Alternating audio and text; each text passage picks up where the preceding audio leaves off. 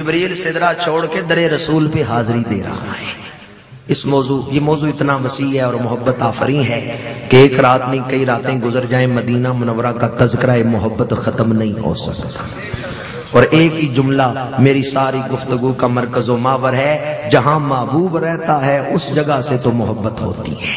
گفتگو کو سمیٹ رہا ہوں۔ جناب شہنشاہ نقابت رضوی صاحب نے مجھے دعوت دینے سے پہلے جو چند اشعار پڑھے تھے ان میں بھی مدینہ منورہ کا موضوع تھا۔ تھی جس کے مقدر میں گدائی تیرے در کی، قدرت نے اسے راہ تھی جس کے مقدر میں، یہ راہ اسے ہی ملے گی جس کا مقدر اونچا ہے، جس کا نصیبہ بڑا اونچا ہے۔ سلطان عبدالحمید ترک محمود ترکی کا عظیم شہنشاہ مدینہ منورہ آیا، خلافت عثمانیہ کا دور تھا۔ مسجد نبوی اور مدینہ منورہ کے خاک روبوں میں تنخواہ تقسیم کی جا رہی تھی، انہیں تنخواہ دی جا رہی تھی، تو ترکیوں کا بادشاہ بھی اس لائن میں لگ گیا، خاک روبوں میں جاروب کشوں میں کھڑا ہو گیا۔ سپاہیوں نے کہا آپ کے خزانے سے تو تنخواہ دی جا رہی ہے، آپ اس وقت خلیفہ ہیں مسلمانوں کے اور آپ خود تنخواہ لینے والوں میں کھڑے ہو گئے ہیں۔ سلطان عبدالحمید ترک محمود نے کہا میں اس لیے کھڑا ہوا ہوں کہ قیامت کے دن بھی میں ان میں ہی کھڑا ہوں۔ قیامت کے دن میرا حشر بادشاہوں میں نہ ہو، میرا حشر مدینہ منورہ میں جھاڑو دینے والوں میں ہو۔ اور سلطان محمود غزنوی سحری کا وقت ہے، سحری کے وقت روضہ رسول کی طرف جا رہے ہیں، مدینہ منورہ کی گلی، ایک کونے پہ چند سگانے کوئے رسول بیٹھے ہیں۔ محمود غزنوی نے سپاہیوں سے کہا ٹھہر جاؤ، وہ رک گئے۔ سلطان آہستہ آہستہ قدم اٹھاتے ہوئے جا کے سگانے کوئے رسول میں بیٹھ گیا۔ سپاہیوں نے کہا آپ کتوں میں جا کے کیوں بیٹھ گئے؟ سلطان نے کہا یہ میرے محبوب کی گلی میں رہنے والے ہیں، میں اس لیے ان میں آ کے بیٹھا ہوں، قیامت کے دن میرا حشر بادشاہوں میں نہ ہو، میرا حشر محبوب کی گلی کے کتوں میں ہو۔ جامی جیسے عاشق کہتے ہیں کاش سگت کوئے تورا نام جامی بودے کہ بر زبانت آمد گاہے گاہے، اے کاش یا رسول اللہ آپ کے در کے کتے کا نام جامی ہوتا، کسی بہانے آپ کے ہونٹوں پہ میرا نام تو آ جاتا۔ سگے طیبہ مجھے کہہ کے پکاریں بے دم، یہی رکھیں میری پہچان مدینے والے۔ اور گولڑے کے تاجدار نے کہا ہوا سگ مدینے دی گلی دا، اے ہو رتبہ ہر کامل ولی دا۔ وہ خوش نصیب ہیں جنہیں مدینہ منورہ کی حاضری، مدینہ منورہ کی محبت نصیب ہو جائے۔ محبت دل میں ہو آدمی کہیں بھی رہے، مدینہ منورہ کی محبت ہو دل میں، مدینے نہیں جا سکے دل میں مدینہ آ جائے گا۔ پھر اس نے کوئی اور تصور نہیں باندھا، ہم نے جسے تصویر دکھائی تیرے در کی۔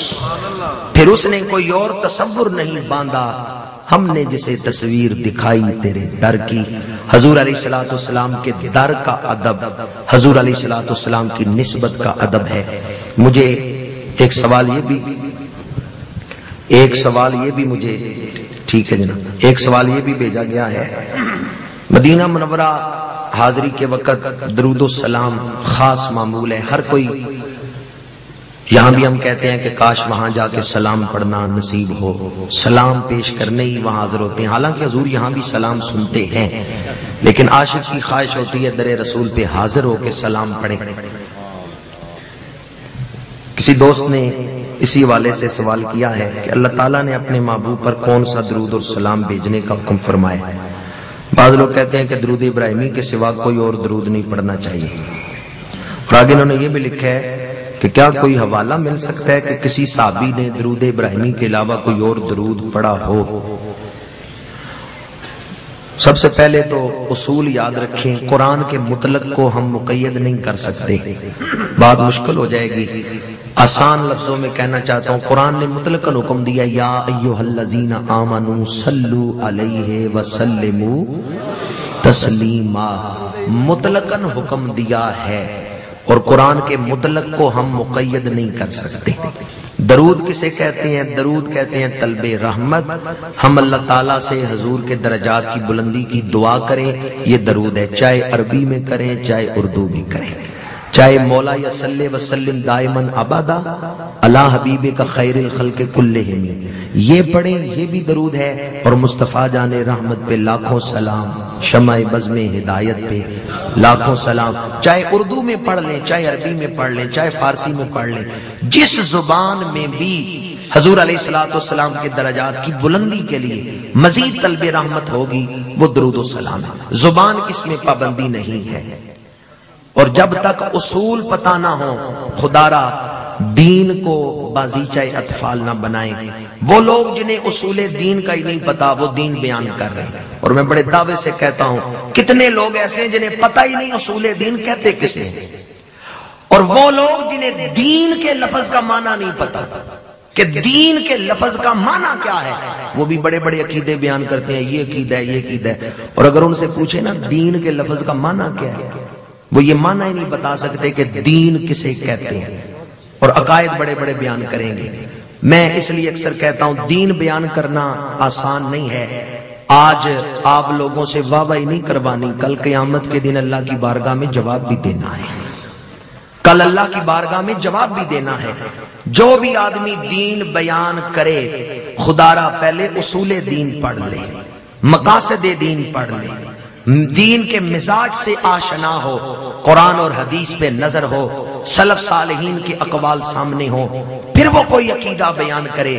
اور اگر کوئی محض اردو کی چند کتابیں پڑھ کے دین بیان کرنا شروع کر دے، وہ دین بیان نہیں کر رہا، دین میں تحریف کر رہا ہے۔ وہ کل قیامت کے دن اللہ کی بارگاہ میں جواب دے ہوگا کہ یہ عقیدہ تم نے کیسے بیان کر دیا۔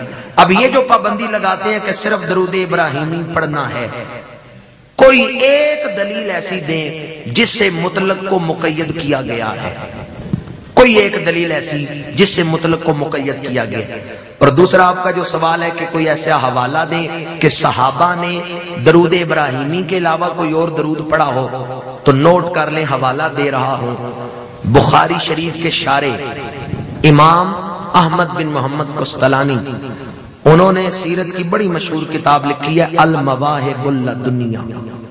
قرآن مجید کی ایک دعا ہے ربنا لا تزغ قلوبنا بعد اذ ہدیتنا، آگے کیا ہے؟ ماشاءاللہ علماء بیٹھے ہیں، حفاظ بیٹھے ہیں، آگے ہے وَحَبْ لَنَا مِن لَدُنْکَ رَحْمَةً، حَبْ لَنَا مِن لَدُنْکَ۔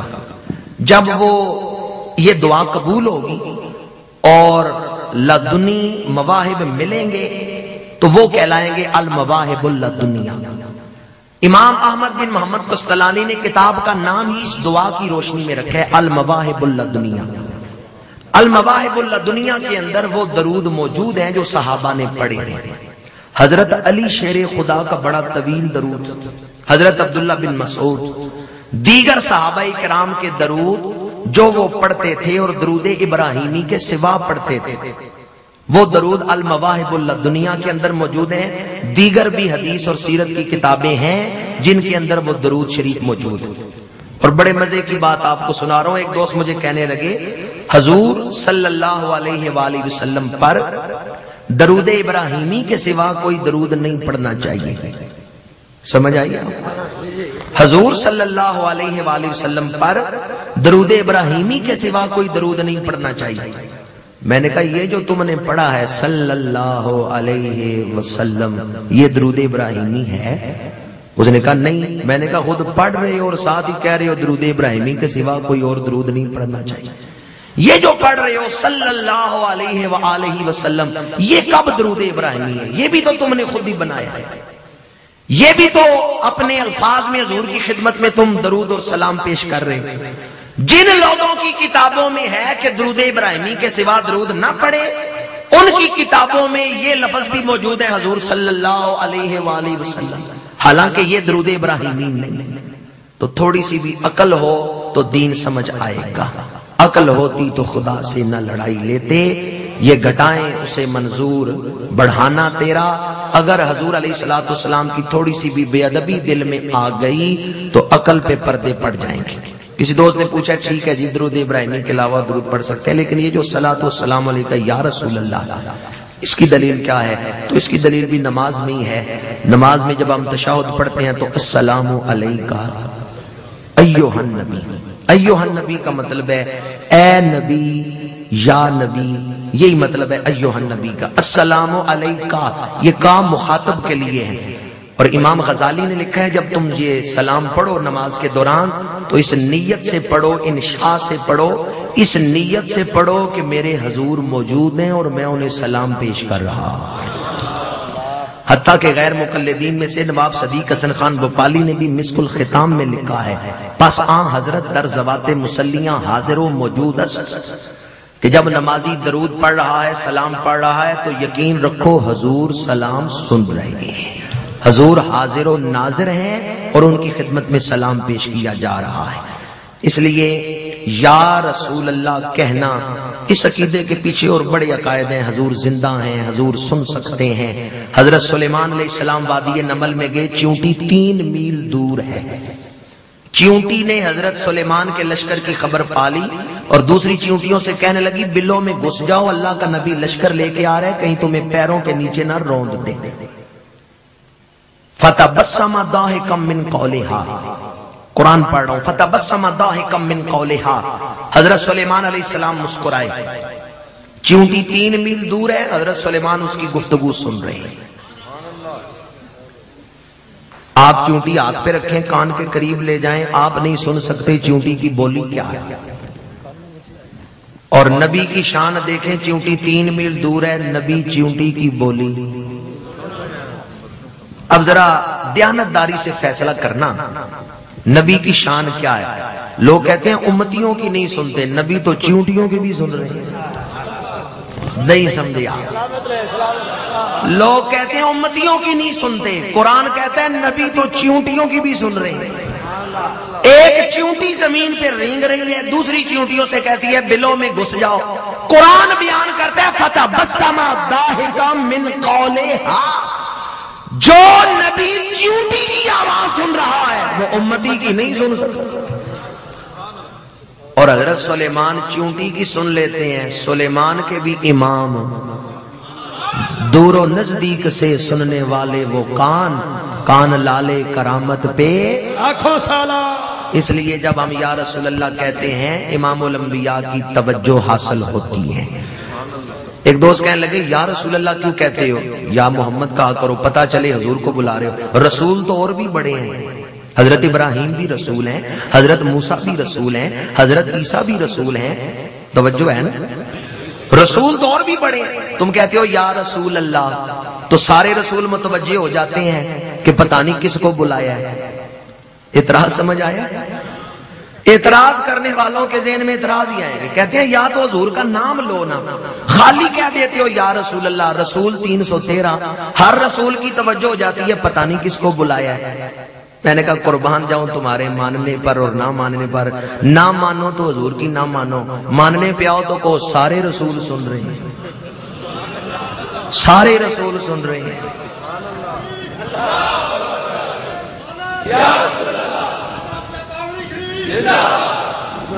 اور اصل جو جواب دے رہا ہوں ذرا توجہ سے سننا، میں نے کہا 200 کا مجمع تھا، باپ بیٹا دونوں اکٹھے آئے ہوئے تھے جلسہ سننے کے لیے، بیٹے کا ہاتھ باپ سے چھوٹ گیا، بیٹا دوسری طرف باپ دوسری طرف، بیٹے نے کھڑے ہو کے کہا ابا جی سارے ہی دیکھیں گے کہ میرا بیٹا ہے یا اصلی باپ ہی دیکھے گا؟ جی باپ ہی دیکھے گا نا کہ مجھے بلایا ہے۔ ٹھیک ہے، حضرت ابراہیم بھی رسول اللہ ہیں، حضرت عیسیٰ بھی ہیں، حضرت خلیل اللہ، سارے رسول ہم انہیں مانتے ہیں، پر ہم کلمہ کس کا پڑھتے ہیں؟ لا الہ الا اللہ۔ تو جب ہم کہتے ہیں یا رسول اللہ